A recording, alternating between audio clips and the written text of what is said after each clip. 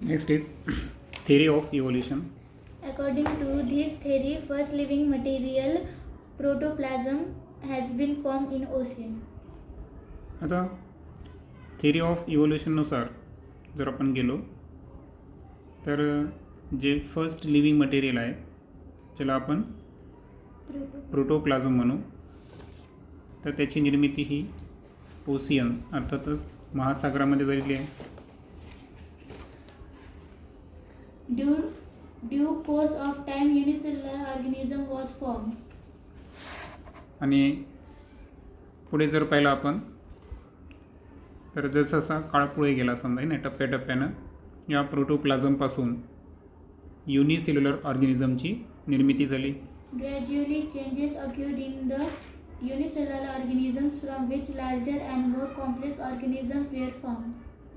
आणि पुढे जर पाहिलं आपण तर ग्रॅज्युअली टप्प्याटप्प्यानं मोठ्या प्रमाणात जे चेंजेस आहेत हे युनिसेल्युलर ऑर्गॅनिझममध्ये आले आणि त्यापासून कॉम्प्लेक्स आणि लार्जर साईजचे जे ऑर्गॅनिझम अर्थातच मल्टीसेल्युलर ऑर्गॅनिझम यांची निर्मिती झाली. All those changes were slow and gradual. आणि हे जे सर्व चेंजेस आहेत तर ते इव्होल्युशनच्या थिअरीमधले अर्थातच ते कसे असणार, स्लो आणि gradual. Duration of all these changes is at most 300 crores year. आणि फर्स्ट लिव्हिंग मटेरियलपासून तर कॉम्प्लेक्स ऑर्गॅनिझमपर्यंतचं जे इव्होल्युशन आहे त्याचा अप्रॉक्सिमेट कालावधी हा 300 करोड इयर्स आहे. Changes and development in living organisms had been all around and multi-dimensional, and this led to evolution of different types of living organisms. आता हे जे चेंजेस आणि डेव्हलपमेंट आले लिव्हिंग ऑर्गॅनिझममध्ये तर actual had been all around and multi dimensional, म्हणजे प्रत्येक अँगलने ओके त्याला आपण मल्टी डायमेन्शनल म्हणू.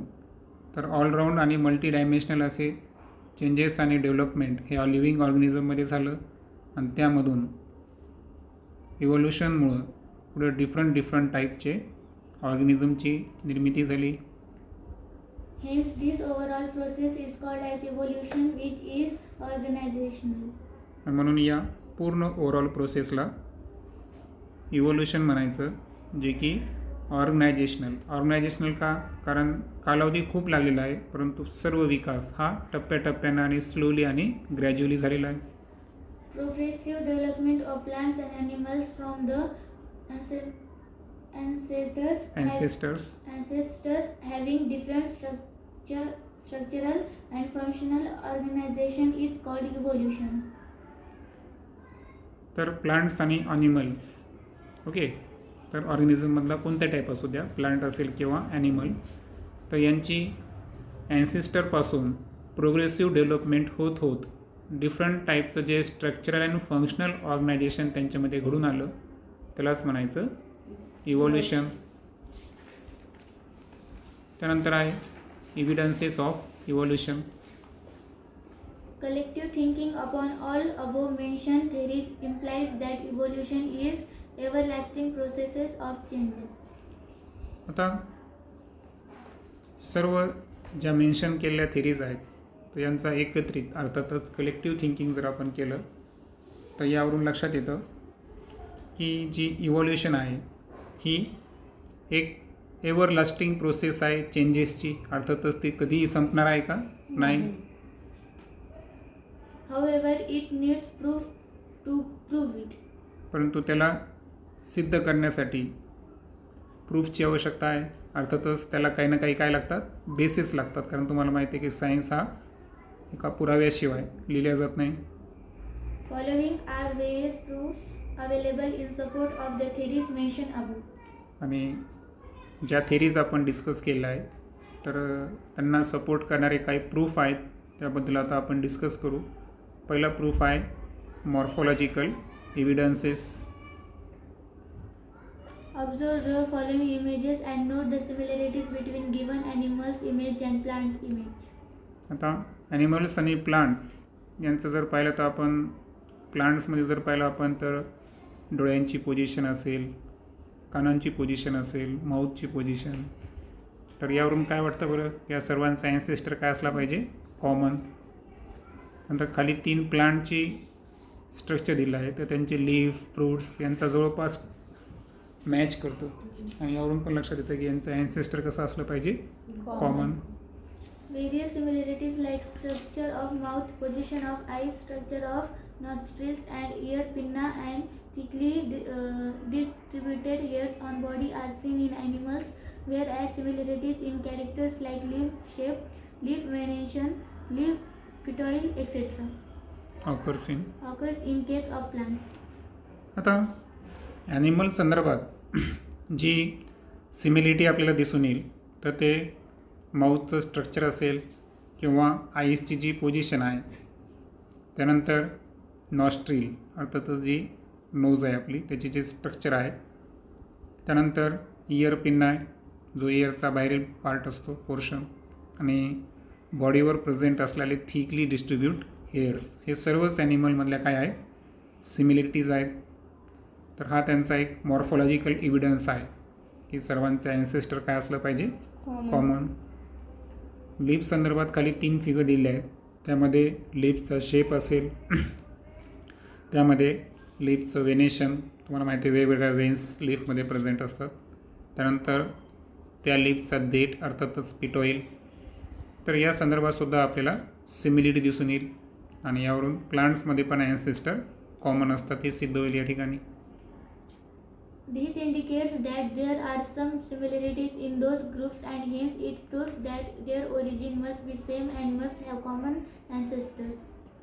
आणि हे जे सिमिलिटीज आहे प्लांट ग्रुप आणि ॲनिमल ग्रुपमध्ये, तर यावरून सिद्ध होतं की त्यांचं ओरिजिन पण कसं असलं पाहिजे? सेम. आणि ॲन्सेस्टर पण कसे असले पाहिजे? कॉमन. सेकंड आहे ॲनाटॉमिकल evidence. If you carefully observe the pictures, there doesn't seem any superficial similarity between human hand, foreleg of ox, flipper of whale, and patagium of bat.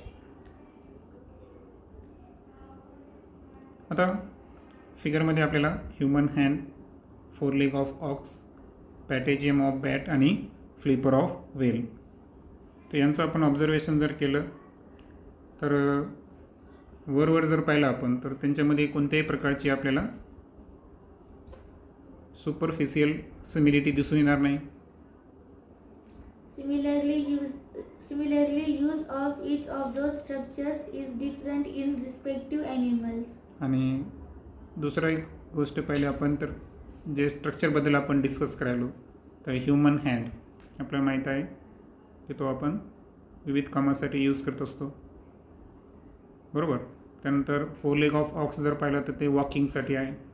पॅटेजियम of bat जर पाहिला आपण तर तो फ्लाईंगसाठी आहे. आणि फ्लिपर ऑफ वेल हा स्विमिंगसाठी आहे. म्हणजे याचा अर्थ सुपरफिशियल सिमिलिटी पण नाही आणि काही जे स्ट्रक्चरचं जे फंक्शन आहे ते सुद्धा कॉमन आहे का? नाही. मात्र However, there is similarity in structure of bones and joints in organs of each of those animals. पण बोन्सची रचना आणि ऑर्गन्समध्ये प्रेझेंट असणारे जे जॉईंट्स आहे, आपल्याला माहिती आहे जिथं बोन एकमेकांना अटॅच होतात त्यांना काय म्हणतो आपण? जॉईंट्स. बोन्स आणि जॉईंटची जी स्ट्रक्चर रचना आहे त्यामध्ये मात्र आपल्याला या ॲनिमलमध्ये काय दिसून येईल? सिमिलॅरिटी दिसून येईल. This similarity indicates that those animals may have common ancestors. आणि ही सिमिलॅरिटी पुष्कळ आहे हे इंडिकेट किंवा सिद्ध करण्यासाठी की जे सर्व ॲनिमल्स आहेत तर यांचा ॲन्सेस्टर काय असला पाहिजे? कॉमन. आणि या इव्हिडन्सला आपण कोणता एव्हिडन्स म्हणू? ॲनाटॉमिकल एव्हिडन्स. कारण ॲनाटॉमी पुढं आपल्याला माहिती आहे ह्युमन ॲनाटॉमी जेव्हा आपण डिस्कस करणार आहोत तर यामध्ये जेवढे काही मानवी रचना आहे शरीराची त्याचा आपण अभ्यास करतो, बरोबर. ही जी आपण इथं जॉईंट आणि बोन्स यांचं जी स्ट्रक्चर रचना पाहिली तर त्यामध्ये सिमिलिटी आहे, म्हणून या इव्हिडन्सला काय म्हणू आपण? ॲनाटॉमिकल एव्हिडन्स. त्यानंतर काही 2 प्रश्न आहेत. Which are the different organs in body of organisms? आता ऑर्गॅनिझमच्या बॉडीमध्ये वेगवेगळे ऑर्गन्स असतात. हार्ट असेल, किडनी असेल, ब्रेन असेल, वर्टिब्रल कॉलम, व्हर्मिफोरा, अपेंडिक्स, बरोबर. Okay, next. Is each of the organs useful to organisms? मग प्रत्येक ऑर्गन हा ऑर्गॅनिझमसाठी इम्पॉर्टन्स आहे का, युजफुल आहे का? तर आन्सर आहे नाही. कारण मी आत्ता जी लिस्ट सांगितली त्यामध्ये एक वर्मीफोर अपेंडिक्स आहे की जो की आपल्यासाठी कसा आहे, प्रेझेंट आहे, परंतु तो युजफुल नाही. अर्थातच तो कसा आहे, वेस्टिजियल. त्या संदर्भात तिसरा प्रूफ आहे vestigial organs. Degenerated or undeveloped useless organs of organisms are called as vestigial organs. Degenerated अर्थातच नष्ट झालेला किंवा अंडर डेव्हलप अर्थातच ज्याचा पूर्णपणे विकास झालेला नाही असा. तर अशा पद्धतीचे जे युजलेस ऑर्गन्स आहेत ऑर्गॅनिझमचे, तर त्यांना काय म्हणायचं, vestigial organ. In living organisms, sudden development of new tissues or organ for living in changing environment is not possible. आता सजीवांच्या बाबतीत जर पाहिलं आपण तर अचानकपणे नवीन टिश्यू किंवा अचानकपणे एक नवीन ऑर्गन हे एन्व्हायरमेंटल चेंजमुळं त्याची अचानक डेव्हलपमेंट होऊ शकते का? नाही, सडन डेव्हलपमेंट होऊ शकत नाही. Instead, existing organs undergo gradual changes. पण हे एक होऊ शकतं की जो पूर्वीपासून अस्तित्वात असणारा ऑर्गन आहे तर याच्यामध्ये चेंजिंग एन्व्हायरमेंटमुळं ग्रॅज्युअल चेंज येऊ शकतो. Mostly, a specific structure in the body is useful under certain situations. आणि जास्तीत जास्त जर पाहिलं आपण तर बॉडीमध्ये काही स्पेसिफिक स्ट्रक्चर असे असतात की हे एक विशिष्ट सिच्युएशनमध्येच आपल्या बॉडीसाठी कसे असतात, युजफुल असतात. However, same structure under different situation may become useless or even harmful. परंतु ते स्ट्रक्चर काही वेगळ्या सिच्युएशनमध्ये, डिफरंट सिच्युएशनमध्ये ते आपल्यासाठी युजलेस किंवा इवन ते आपल्यासाठी धोकादायक म्हणजे हार्मफुल पण असू शकतात. Such structure beings to degenerated under such situation as per the principle of natural selection.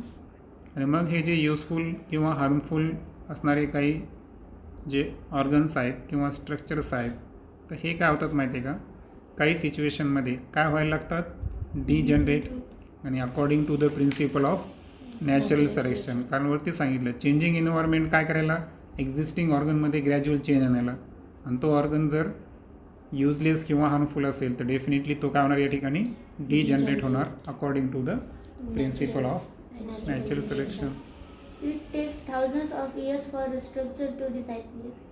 आता वरती हे पण पॉईंट सांगितला होता की सडन डेव्हलपमेंट किंवा सडन डिजनरेशन होईल का? नाही. यासाठी हजारो वर्षाचा कालावधी लागेल तो स्ट्रक्चर डिसॅपियर होण्यासाठी. Such organs are seen in different phases of disappearance in different animals.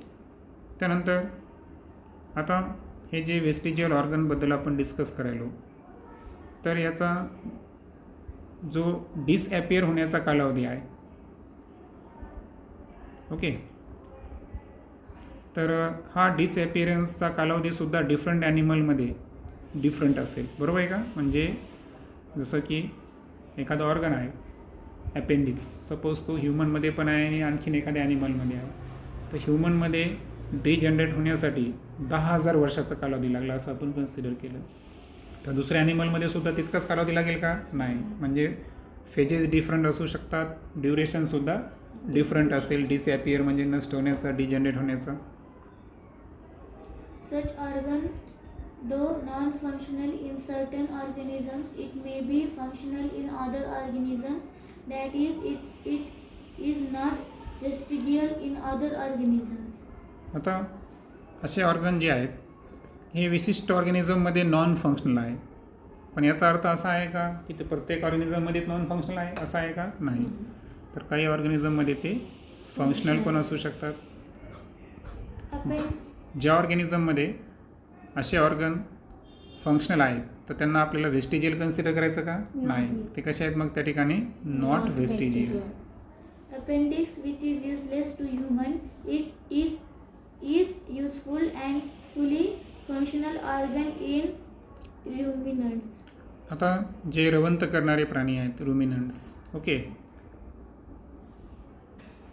तर हे जे रुमिनंट्स आहेत तर यांच्यामध्ये वर्मीफोर अपेंडिक्स जो की ह्युमनमध्ये कसा आहे तो वेस्टिजियल, युजलेस म्हणजे कसा आहे तो वेस्टिजियल आहे. मात्र रुमिनंटसाठी तो कसा आहे फुल्ली फंक्शनल म्हणजेच not vestigial. Similarly, muscles of ear pinna, which are useless to human, are useful in monkeys for movement of ear pinna. त्यानंतर इयर पिन्नाचे जे मसल्स आहेत हे ह्युमनसाठी काय आहे युजलेस अर्थातच वेस्टिजियल. मात्र जे मंकीज आहेत तर हे इयर पिन्नाची काय करू शकतात मुवमेंट म्हणजे इयर पिन्नाचे मसल्स हे त्यांच्यासाठी कसे आहेत नॉट वेस्टिजियल अर्थातच फुल्ली फंक्शनल किंवा युजफुल म्हणू आपण. Various vestigial organs like tailbone, wisdom teeth, and body hairs are present in body of human beings. आता आपण अपेंडिक्स पाहिला, मसल्स ऑफ इयर पिन्ना पाहिलं, त्या व्यतिरिक्त टेलबोन रेडिमेंटरी टेलबोन म्हणतात त्याला, अर्थातच तो आहे कॉकिक्स माकडहाड, त्यानंतर विजडम टीथ अक्कलदाड म्हणतो आपण त्याला, आणि नंतर आहे बॉडी हेअर्स. तर हे जे सर्व ऑर्गन्स आहेत हे आपल्यासाठी कसे आहेत वेस्टिजियल आहे. म्हणजे ओव्हरऑल इथं आपल्याकडं 5 ऑर्गनची लिस्ट आहे बरोबर, वरती 2 आणि हे 3. फिगरमध्ये जर पाहिलं आपण राईटला तर स्मॉल इंटेन्स्टाईन, त्यानंतर खाली आहे लार्ज इंटेन्स्टाईन आणि त्याच्या बॉटमला आपल्याला दिसेल या ठिकाणी अपेंडिक्स जो की आपला कोणता ऑर्गन आहे. त्यानंतर एक्सटर्नल इयर जो आहे, इयरची रचना आपण पाहिली अगोदर बरोबर आहे का. तर जे इयर पिन्ना अर्थातच त्याचे मसल्स इयर मसल्स हे सुद्धा आपल्यासाठी कसे आहेत वेस्टिजियल, कारण आपण त्याची मुवमेंट करतो का नाही ते मंकीमध्ये दिसून येईल. त्यानंतर शेवटचे जे 4 दाढी असतात आपल्या एक नाही त्याला आपण काय म्हणतो विजडम टीथ, ते सुद्धा या ठिकाणी वेस्टिजियल आहे.